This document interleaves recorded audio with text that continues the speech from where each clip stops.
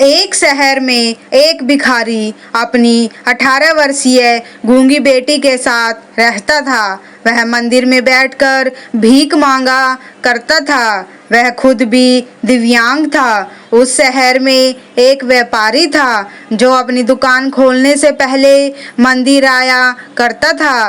वह प्रतिदिन उस भिखारी को 1 रुपया देता था। यह व्यापारी का नियम था। इस प्रकार भिखारी और व्यापारी में अच्छी दोस्ती होने लगी। किसी कारणवश व्यापारी कुछ दिनों तक उस मंदिर में नहीं आ सका। एक दिन जब वह मंदिर आया तो उसने देखा कि उस बूढ़े भिखारी के स्थान पर एक जवान दिव्यांग भिखारी बैठा था। उसे कुछ समझ में नहीं आया कि वह बूढ़ा भिखारी कहाँ चला गया। उसने पूजा की और लौट गया।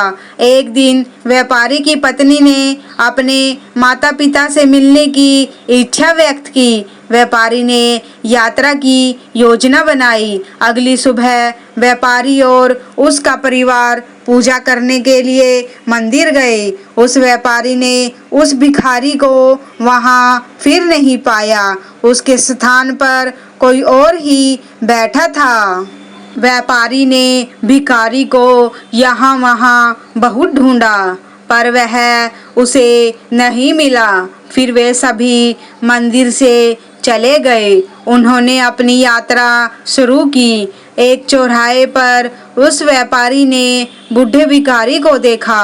व्यापारी ने तुरंत ही अपनी कार रोकी।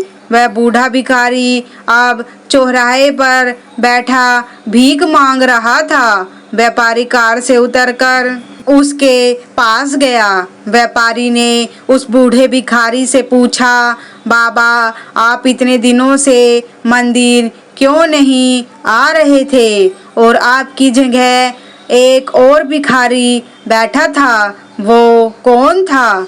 बूढ़े भिखारी ने कहा, साहब, मैं अपनी बेटी की शादी में व्यस्त था, इसीलिए मैं वहाँ नहीं आ सका। वह दूसरा भिखारी जिसको आपने वहाँ देखा, वह मेरा दामाद है, मेरी बेटी का पति। उसने मुझसे दहेज के रूप में मंदिर में मेरे बैठने की जगह मांगी थी और मैंने उसको वह जगह दहेज में दे दी। साहब, अब मैं बहुत खुश हूँ कि मेरी गूंगी बेटी की शादी हो गई। उसका पति मेरी जगह पर बैठकर भीख मांगता है और वह मेरी बेटी को खुश रखता है। मैं उन दोनों के लिए बहुत खुश हूँ। यह सुनकर व्यापारी की आंखों से आंसू गिरने लगे। वह सोचने लगा कि बाप की मजबूरी हर समाज में एक सी होती है, चाहे राजा हो या रंग। हर व्यक्ति अपनी बेटी के लिए अपना सब कुछ लुटा देता है। तो दोस्तों, कैसी लगी आपको आज की कहानी? आशा करते हैं आप कहानी को ज़रूर पसंद करेंगे। धन्यवाद।